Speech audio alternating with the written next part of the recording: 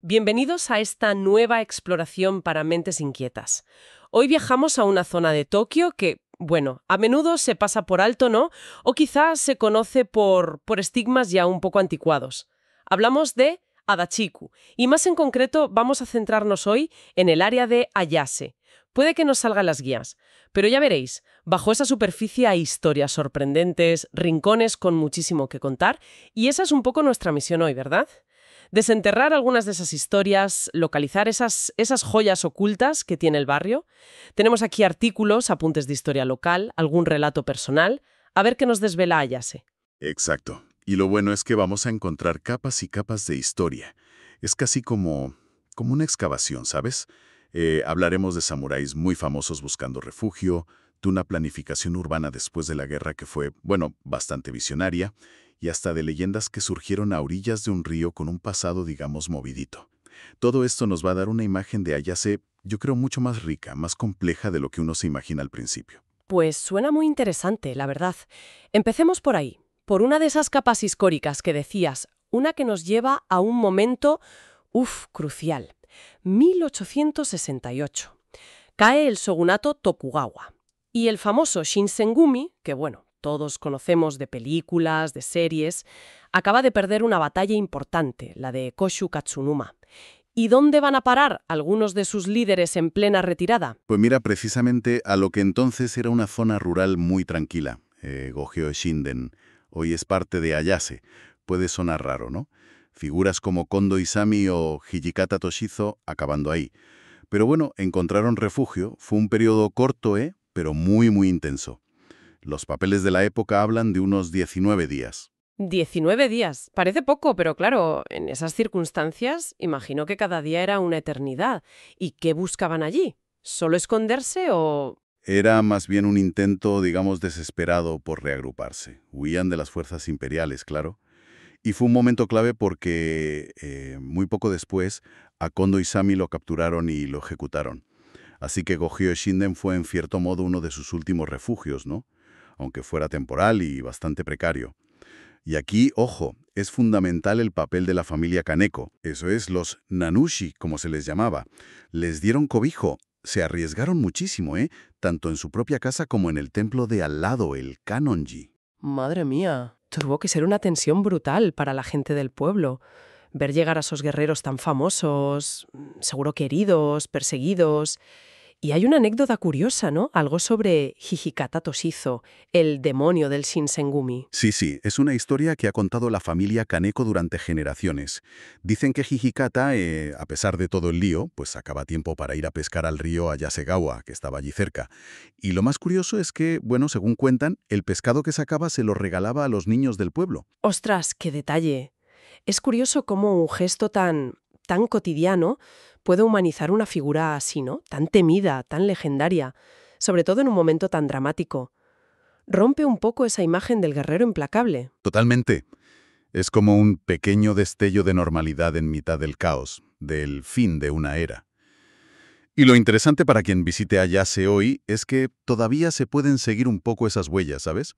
Hay varios puntos clave, auténticas joyas ocultas para el aficionado a la historia. Primero está el lugar donde estaba la casa de los Kaneko. La dirección actual es Ayase 4-15-21. A ver, la casa original ya no está, y es propiedad privada, pero bueno, se puede ver por fuera. Y hay una placa que lo explica todo. Es como el epicentro de ese refugio. Un punto de partida para imaginarse la escena. ¿Y el templo que comentabas? Justo al lado, en Ayase 496, está el templo Kanonji.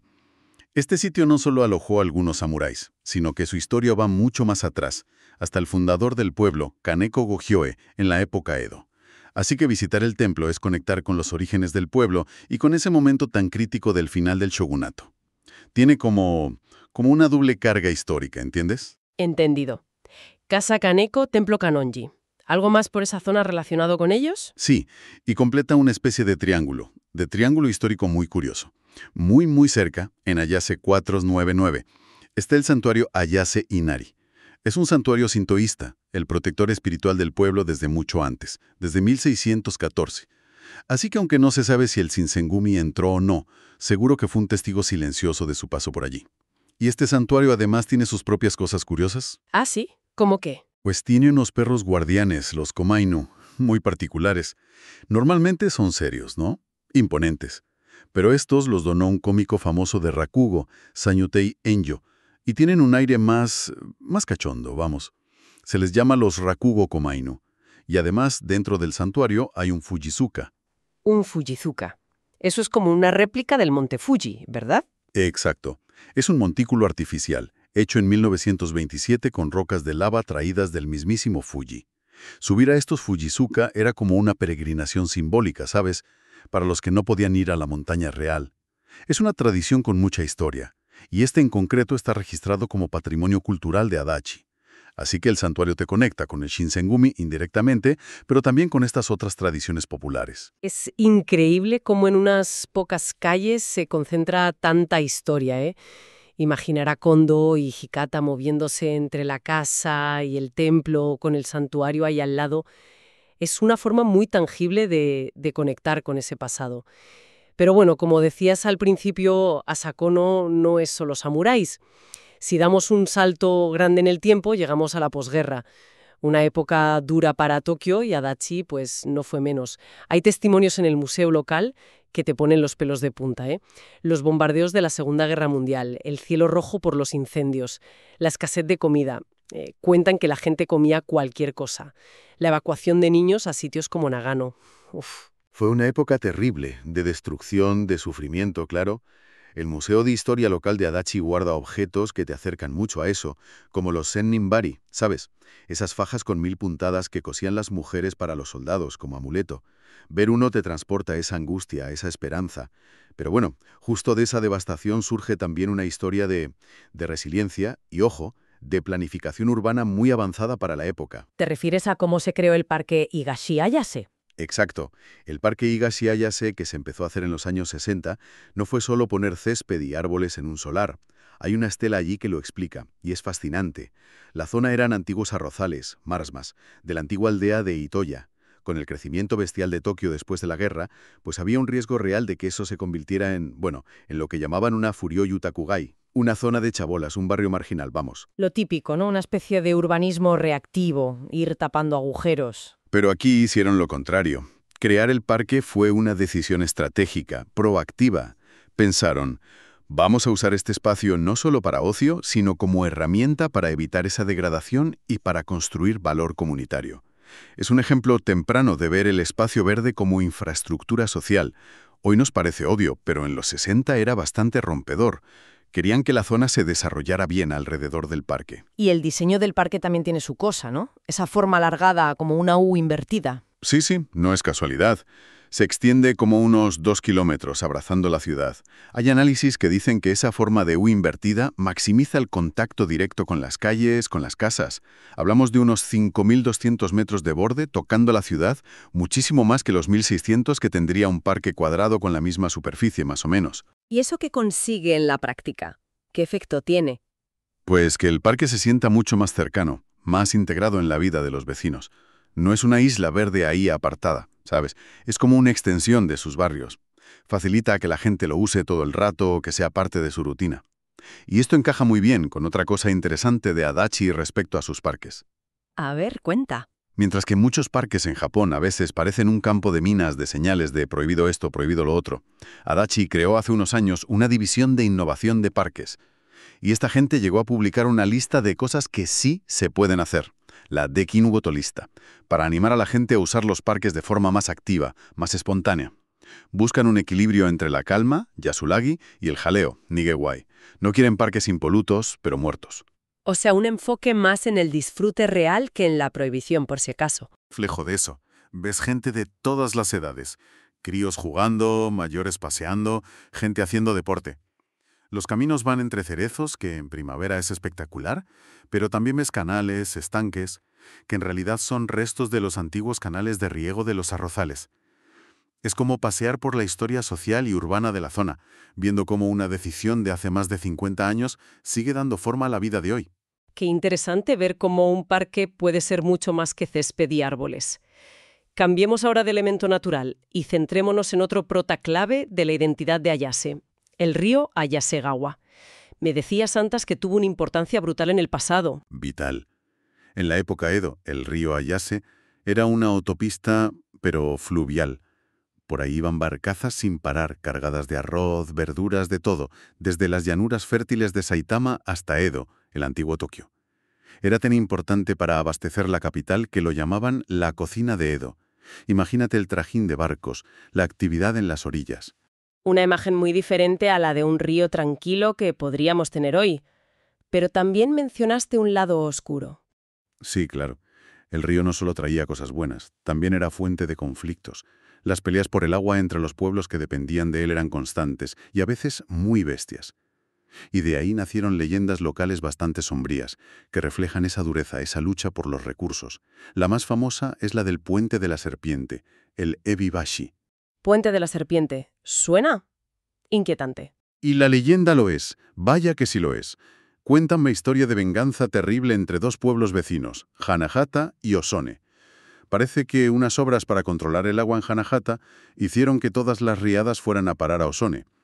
El jefe de Osone, un tal Shimbachi, desesperado, intentó destruir el dique de Hanahata, pero lo pillaron. ¡Ay! ¿Y qué le hicieron? Pues la leyenda dice que lo torturaron de forma brutal, hasta le sacaron un ojo y lo tiraron al río. Su madre, cuando encontró el cuerpo, lanzó una maldición terrible contra la gente de Hanahata. «Conviértete en serpiente, hijo mío, yo también me convertiré para vengarnos». Y acto seguido, se tiró ella también al río. A partir de ahí, cuenta la leyenda, dos serpientes enormes empezaron a aterrorizar la zona. ¡Qué historia más truculenta! ¡Vaya tela! ¿Y cómo acaba? Pues la cosa se puso tan fea que, según la leyenda, tuvo que intervenir el mismísimo shogun Tokugawa Yoshimune. Ordenó construir un puente justo ahí y un túmulo, el Ebisuka, túmulo de la serpiente, para calmar a los espíritus vengativos de Shimbachi y su madre. Es una historia que, más allá de lo sobrenatural, nos habla muy claro de lo vital que era el agua y de las tensiones que creaba. Y ese no fue el único lado oscuro del río, ¿verdad? Había también un problema más moderno, más tangible. Sí, por desgracia. Después de la Segunda Guerra Mundial, con la industrialización y la urbanización a lo loco sin controles, el río Ayase se convirtió en una cloaca, básicamente. La contaminación fue brutal, hasta el punto de que, según datos oficiales, durante 15 años seguidos, 15, desde 1980, fue catalogado como el río más contaminado de Japón. 15 años con ese triste récord. Madre mía, cuesta creer que un río con tanta historia llegara a ese extremo. ¡Qué desolador! Lo fue. Pero bueno, siguiendo ese patrón de resiliencia que vemos en Ayase, esta historia también tiene una parte de recuperación. Y, curiosamente, el pasado legendario y el presente se mezclan de formas curiosas. Por ejemplo, hay un puente moderno, el puente Kuwabukuro, de 1990. ¿Y qué tiene de especial? Pues que su diseño es un homenaje directo a la leyenda del puente de la serpiente. En los pilares hay esculturas de serpientes enroscadas y en las barandillas metálicas hay relieves que cuentan la historia de Shimbachi y su madre. Es una forma muy potente, muy artística, de mantener viva la memoria local, incluso los episodios oscuros, integrándola en la infraestructura moderna. Una joyita oculta para quien se fija en los detalles. ¡Qué curioso! Me encanta cuando el arte y la infraestructura hacen esas cosas. Recuperar el folclore así. ¿Y dijiste que había otras leyendas por la zona? Sí, bueno, para añadir un poco más de color local. Se hablaba de otra serpiente gigante, Kosugedon, que vivía cerca de donde los Tokugawa tenían una residencia, en Kosuge. Y también era famosa la creencia en las procesiones de boda de zorros, los Kitsune no Yomeiri. La gente decía verlas a veces por la noche como hileras de luces raras en caminos rurales cerca del río. Son pinceladas que nos recuerdan un mundo donde lo real y lo mágico estaban más mezclados. Es como si el propio paisaje estuviera cargado de historias, de misterio. ¿Y qué pasó con la contaminación del río? ¿Se consiguió darle la vuelta? Afortunadamente sí. Ser el río más contaminado en 1980 fue un palo tremendo, pero también fue el pistoletazo de salida para un esfuerzo enorme y sostenido, para recuperarlo. Se tomaron medidas de control de inundaciones y, sobre todo, de mejora de la calidad del agua. Se construyeron depuradoras, se mejoró muchísimo el alcantarillado que vertía al río. Ha sido un proceso largo, costoso, pero los resultados se ven. La calidad del agua ha mejorado una barbaridad. Ya no es, ni de lejos, el río más contaminado. Es una historia de éxito ambiental, aunque todavía quede trabajo claro. Es esperanzador oír eso. ¿Y hay forma de experimentar ese río recuperado? Sí, una de las mejores maneras es recorrer los senderos que ahora van por muchas de sus orillas, los Ayasegaba Genjodo. Ir andando o en bici por allí te permite ver el río hoy, disfrutar del paisaje recuperado, pero también te invita a imaginar todas esas capas, las barcazas de arroz de Edo, las sombras de las serpientes, el esfuerzo colectivo para limpiarlo. Es un paseo por la historia viva del río. Pues parece que hemos hecho un viaje bastante completo por esas capas ocultas de Ayase, ¿no? Desde los ecos de los últimos días del Shinsengumi hasta la visión de futuro de la planificación de posguerra, pasando por un río que ha sido fuente de vida, de leyendas oscuras y, al final, de un renacimiento ambiental. Exacto. Hemos visto como un lugar que a primera vista podría parecer normalito o que carga con cierta mala fama histórica, en realidad esconde una riqueza, una complejidad enorme. Y esto nos lleva a la idea principal. Merece la pena mirar más allá de las etiquetas, de las primeras impresiones. Cada barrio, cada rincón tiene sus historias esperando, e incluso cosas que apenas hemos tocado, como el pasado industrial de Ayase. Hubo fábricas importantes de ladrillos, hasta de municiones durante la guerra. O su historia agrícola más allá del arroz, fue zona pionera en el cultivo de repollo, tanto que lo llaman la cuna del kangran, del repollo japonés. Todo eso forma parte del tapiz. Totalmente de acuerdo. Y quizá, como reflexión final para quien nos escucha, podríamos plantearnos esto. ¿Cómo cambia nuestra forma de ver, de experimentar un lugar en el presente, cuando conocemos su pasado complejo, estratificado, cuando sabemos que por esa calle tranquila anduvieron samuráis desesperados, que ese parque tan agradable nació como una apuesta contra la marginalidad, o que ese río, ahora limpio, fue escenario de leyendas nacidas del conflicto y de una lucha real contra la degradación ambiental? Nos ayuda a valorar más el presente, a entender mejor las cicatrices y los logros de la comunidad que vive ahí. Pues una buena pregunta para llevarse, sí. Conocer esas capas, incluidas las difíciles, la guerra, el daño ecológico, los conflictos sociales que reflejan las leyendas, quizás nos permita conectar de una forma más profunda, más respetuosa con los lugares que visitamos o incluso con los lugares donde vivimos. Nos recuerda que todo, absolutamente todo, tiene una historia detrás. Pues con esa invitación a mirar con nuevos ojos nuestro entorno, cerramos esta exploración de hoy. Gracias por acompañarnos en este viaje a las profundidades de Yarse.